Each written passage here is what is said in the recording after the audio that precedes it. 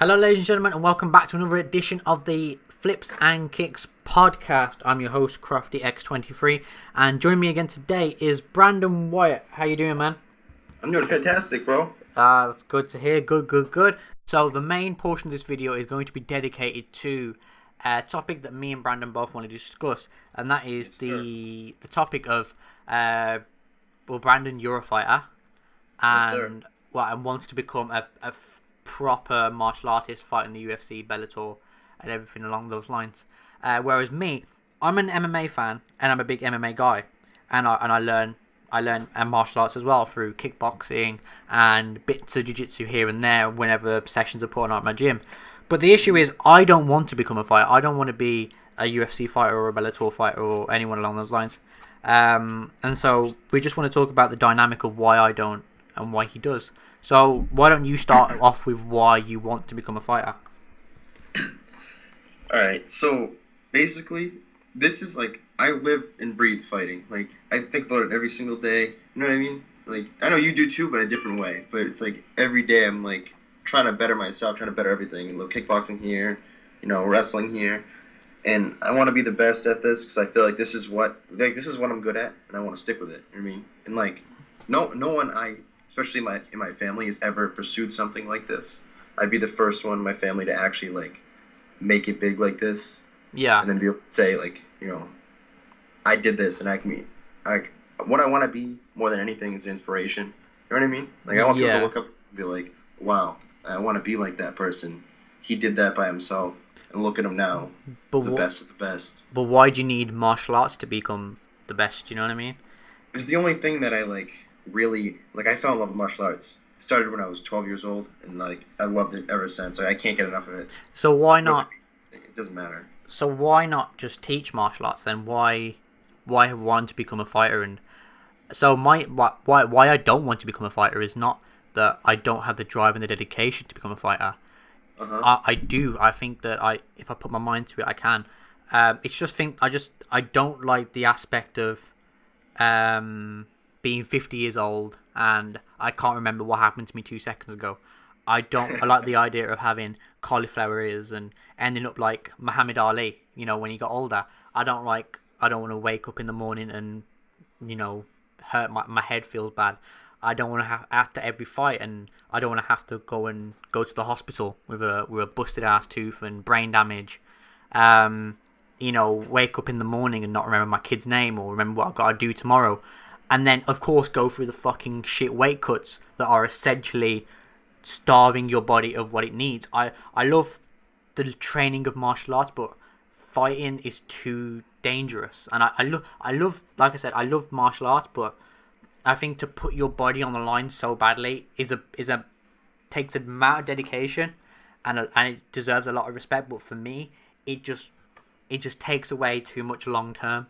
And I think that with the amount of people out there who want to do martial arts and become great at it, your scope for success is limited, and you can end up with huge ramifications for it. Like, for example, there was a boxer in my local town, and this guy was getting bigger. He was getting up through the UK rankings and whatnot, and took a few many blows to the head. The ref didn't stop the fight as early as he should have, and now he's dead through brain damage. And that's a local guy who was fighting and was trying to get up through the rankings, but then just got unlucky. And I think to make it, you've got to go through those bog standard elements and jump through those hurdles. And I think that many people, 9 times out of 10, will fall at some hurdle, whether they get a career-ending injury, whether they get brain damage, whether they get some kind of injury, or maybe even die in the process trying to make it to the top, where only the top 1% of people actually make good money. Like, I think there's about 600 people in the UFC. Oh, yeah. Imagine that. There are 600 fighters in the UFC. I can probably only name about 40 fighters. 40 out of 600? I mean, statistically, it's not worth pursuing. And I think that the ramifications make it even less worth pursuing, in my opinion. Well, that's kind of what makes me want to do it, because it's so hard to do, and I want to be able to Like, I'm not saying you don't have the dedication for like it does take a lot of dedication, but it takes a lot of dedication to do like anything. Like you can do anything. And I want to be able to like say I did this specifically. Yeah, but I mean, have you thought about to yourself, what it's going to be like when you're walking to the cage and you see your mom and your dad and your sister or whoever sitting at the cage side crying, or just with their hands covered over the face, thinking to themselves, "Oh my God, my relative is now going to go into the cage and fight for his life." Have you thought about that? What the lifestyle of a fighter is going to have an impact on your family? Yeah, I mean, I have thought about that, but I have a really good support system. My family supports it. They're not the biggest fan of it, but they see I'm going somewhere and they're supporting me with it, and that's what matters. I mean, I rate that. I rate that highly. I've always thought to myself, I would never want someone like that to be able to watch me in the cage fight, because I think the trauma that it would cause them if I lost. Do you know what I mean? It makes losing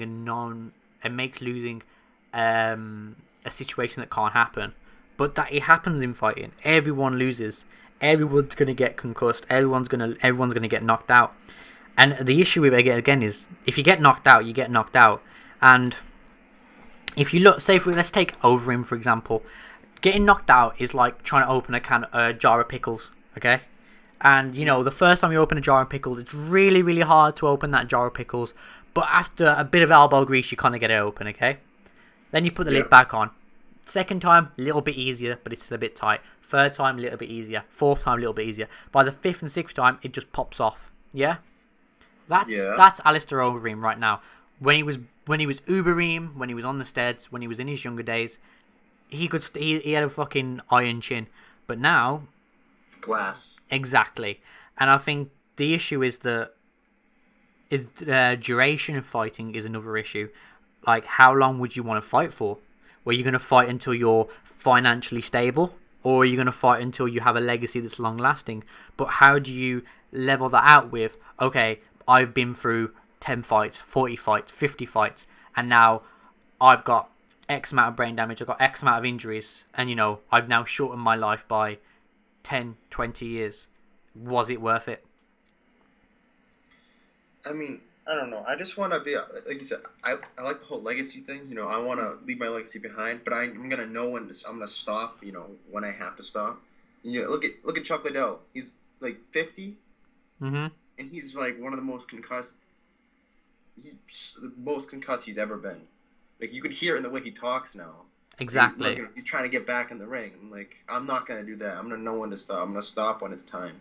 Well, people keep saying that Chuck Liddell's coming back for financial reasons.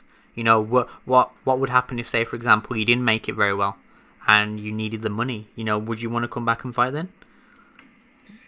I don't know. That's iffy. Because, like, the same time, I'd rather have less money than, like, put my actual life on the line. Yeah, I get that. And and this is another element to it as well. It's, you're dedicating a lot of your life now to mixed martial arts. What happens if you don't make it? What happens if, say, for example, you get one big time shot on, say, Dana White's Contender Series, or you make it to the undercard of a Bellator fight, or you make it to I don't know, maybe a regional championship or something along those lines, and you miss the shot. You know what I mean? You tried, but you missed. How long until you say, okay, I need to get realistic with my dreams, and maybe I might need to go into coaching, maybe I might need to go into just being an assistant at the gym, or maybe I might need to explore other avenues of finances outside of mixed martial arts. How much time do you dedicate to mixed martial arts without impacting the rest of your life? Well, I mean, I'm gonna be training, like, literally, like I said, though, every day, and I want to be able, like we said before, like, I want to leave a legacy, and I'm gonna do that. And it's not if, but, like, the way I look at it, it's when. Like, I don't know when it's gonna happen, but I can see it happening. It's definitely gonna happen. So I don't know when it's gonna happen. But you see, you don't have to leave a legacy through fighting necessarily, as in you fighting. You could leave a legacy by opening up a gym in your local area, and then training a fighter to become the best in the world, or even why does it have to be a legacy that everyone remembers? You know, why couldn't it be a legacy of, you know, a kid down the street was getting bullied and you taught him how to do jiu-jitsu and now he's not bullied at school anymore? That to me is a legacy, because that kid is never ever going to forget your name and forget what you did for him. And for me personally, that would be a legacy worth having. You know, teaching kids who are, you know, don't have a lot of money, don't have a lot of opportunities in life, and teaching them the great mixed martial arts. Because I think we're both in agreement that mixed martial arts is a great thing for kids. You learn patience, you learn the ability to lose and to fail, and you learn how to have patience and to go through hard and push yourself. And I think it teaches a lot of valuable life lessons. So why not just settle with that, and just settle with, I'm going to teach kids how to do martial arts so that I can have an everlasting impact on their lives, instead of trying to make martial arts all about myself. No, I want to do that too. Like, it is definitely, like, I'm going to help people along the way, but I want to do this for myself too. Like, I want to help people. Like, don't get me wrong. Like, I do want to help people. It's not all about me. But I want to make it big in what I'm doing too. Yeah. I don't know. I want to be a good role model, I guess. Like, I want to be that above everything else. But this is what I love to do, and I want to be able to make it in this.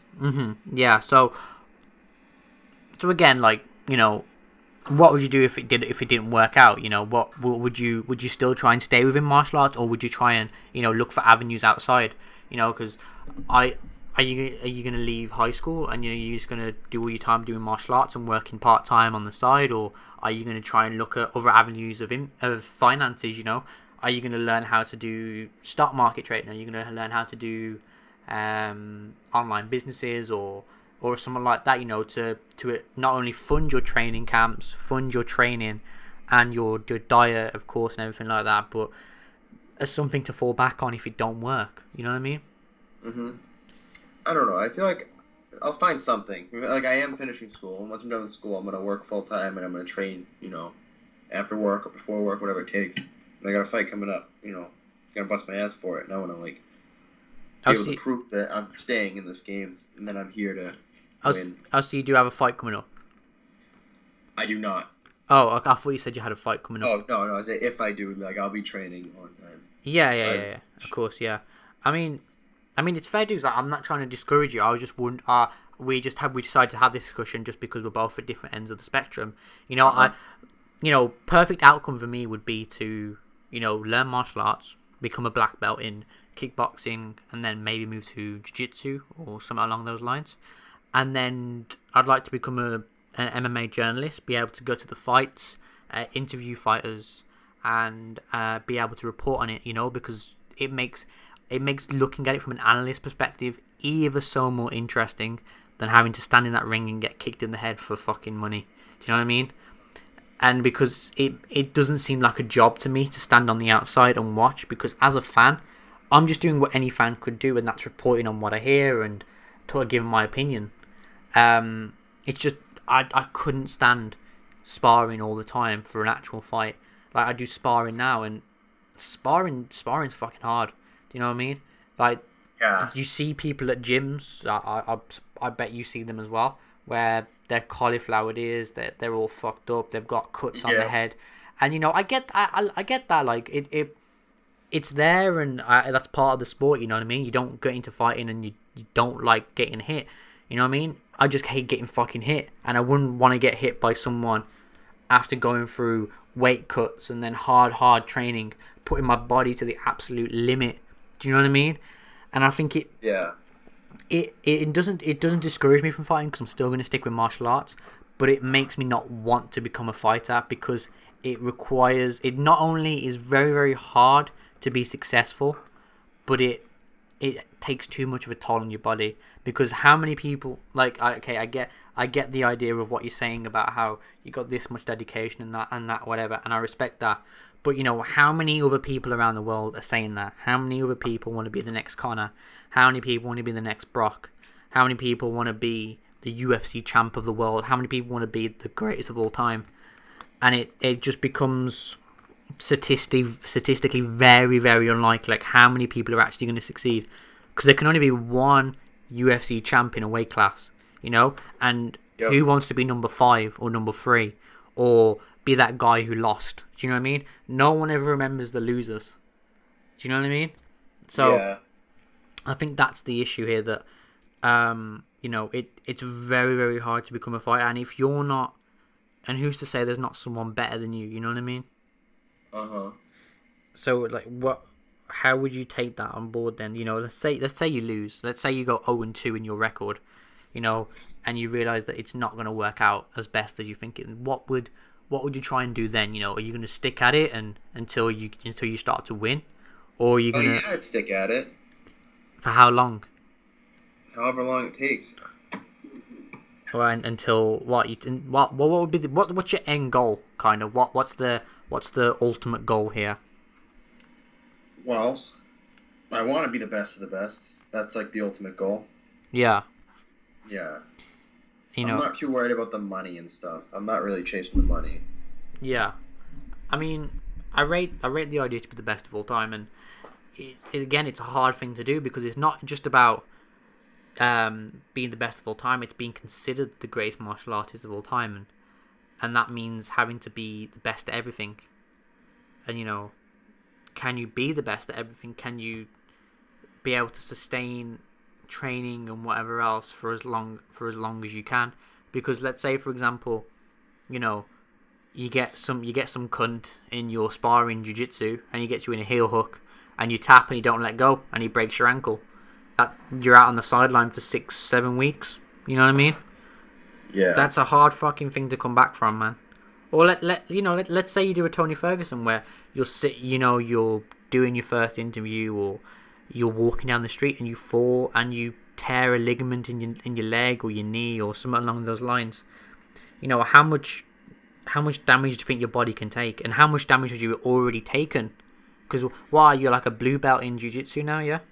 Yeah. So how many sparring sessions have you been to, and how many of them have you got hurt in, and everything like that?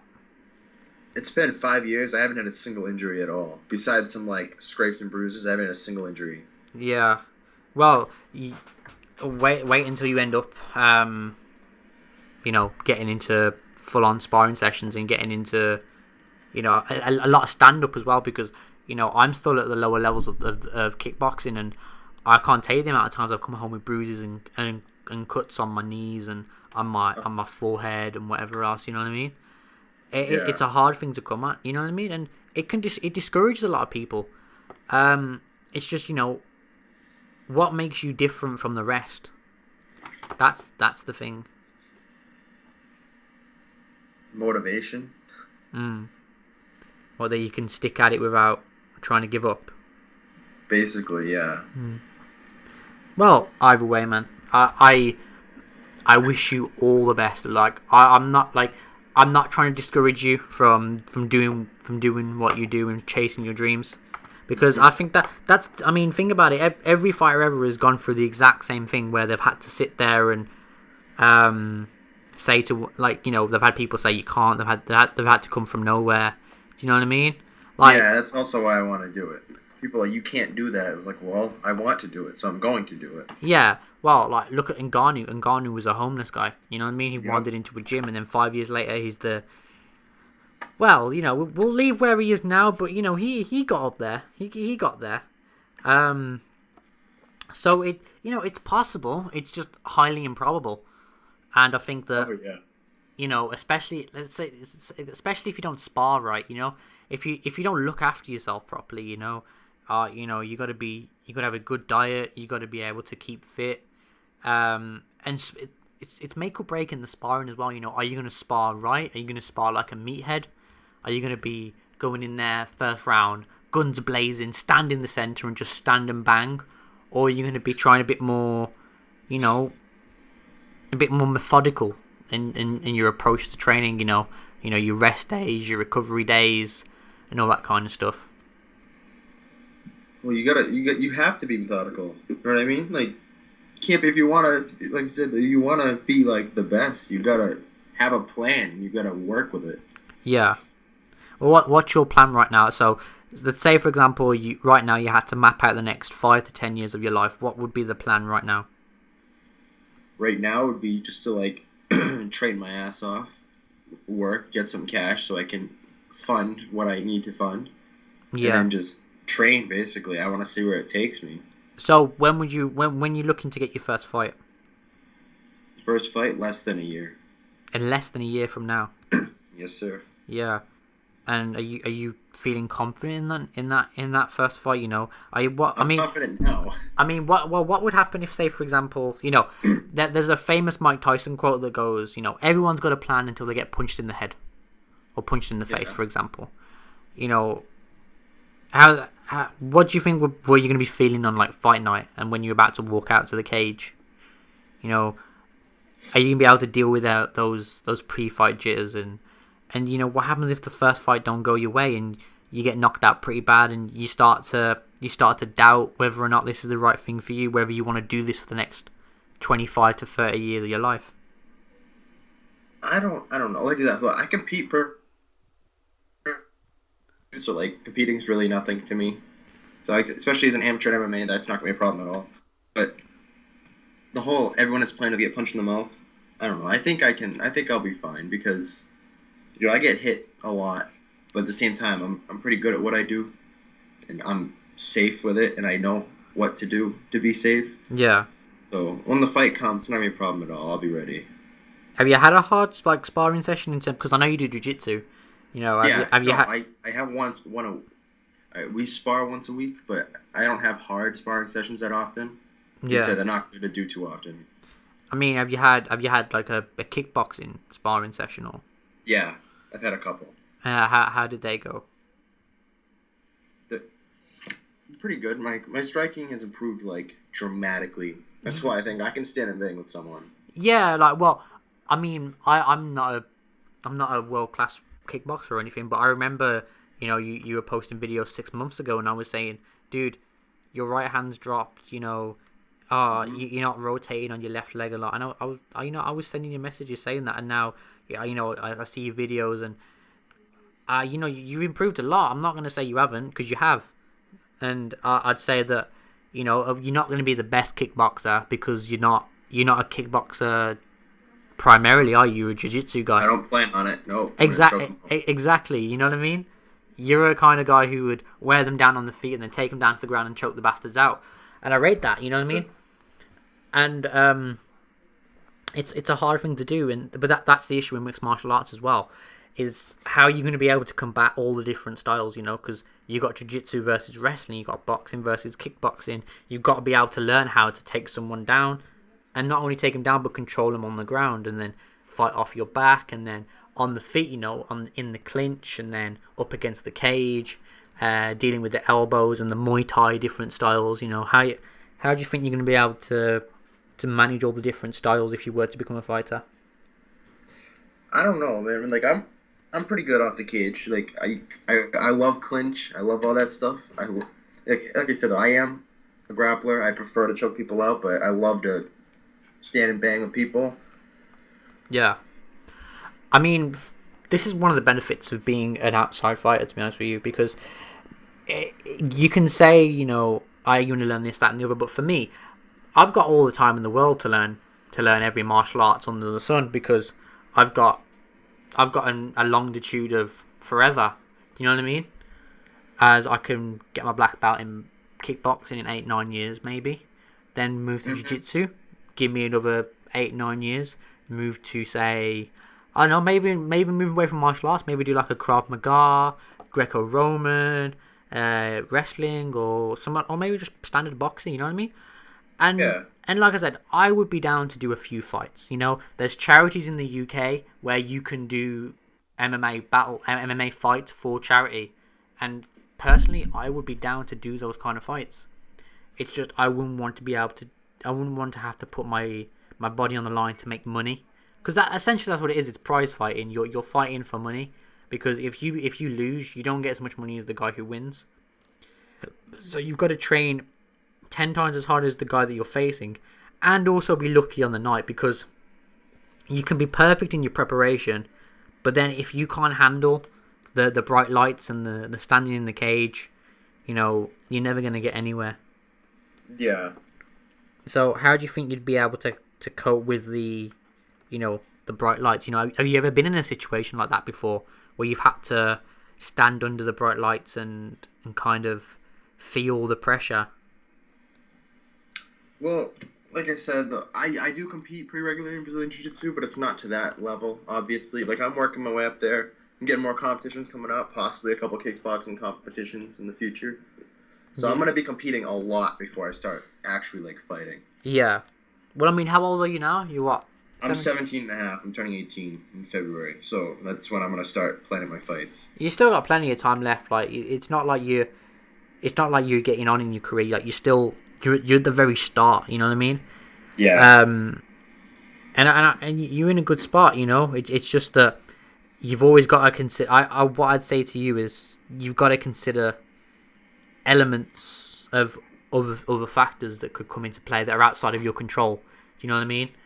You know, elements that could impact your career that you don't have control over, whether you get, you know, some dickhead who in sparring who does some severe damage to you, you get some kind of injury that's outside of your control, you take one too many blows to the head. Do you know what I mean? You've got to kind of, instead of putting all your eggs in one basket, you've got to try and, you know, spread them out a little bit, have multiple things in the back pocket that you can rely on if, say, your fighting doesn't work out. Yeah. I do understand that, but, like, I don't know. I want to see where this takes me. I know that. I understand that. It's just, you got to kind of prepare almost, like a contingency plan.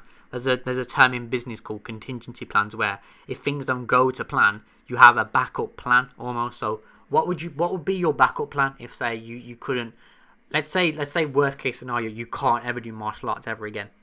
You know, let's say you get run over by a car, for example. You know, touch wood, everything like that. But, you know, let's say you got run over by a car and you have a broken leg forever and you can't feel yourself from the waist down. You know, what would be the plan then? I'll find something. See, that's what I would say to think about. Not give up on your dreams, because I'm all for, you know, keep going with your dreams and whatnot. But I'm just what my advice to you would be was think of something outside of fighting, of how to make money, whether to do it on the side whilst fighting. You know, maybe a business, maybe you know, a part-time to full-time job that you can earn money off. It's like how Stipe Miocic is a firefighter, but also a fighter at the same time. You know, Yep. Something like that can keep your mind occupied. Or say, for example, like George St. Pierre, he owns like 4 or 5 businesses now. You know, you know, could you run a business on the side? Could you work your way up in a business whilst fighting? You know what I mean? Mm-hmm. Either way, man, I wish you all the best of luck in your future endeavors. And I mean, I rate the dedication, man. I can't doubt that you're gonna do good things, even if you don't make it to the top. I mean, the only way to do it is to make it, and you miss 100% of the shots you don't take. So at the end of the day, you got to take it. Yeah, you got to take it. You don't have a chance if you don't go for it. Yeah, man, I agree. Alright, everyone, we're going to wrap it up here. I hope you all guys enjoyed that conversation. I did. Brandon, tell the people where they can find you. On Instagram and Twitter, at Brandon_WYNOTT. Alright, everyone. All my links and promotional links are always down in the description down below. And, of course, subscribe and go follow me on Insta. Yeah, man. Peace out. Have a good day. And catch you later. I am not a god, I am not a man. I am not a star, I am not a fan. I am not a king or a peasant. I'm a being, I'm a presence, I'm a thing, I'm a weapon. I walk the abyss and caught me and fitted, it's obvious.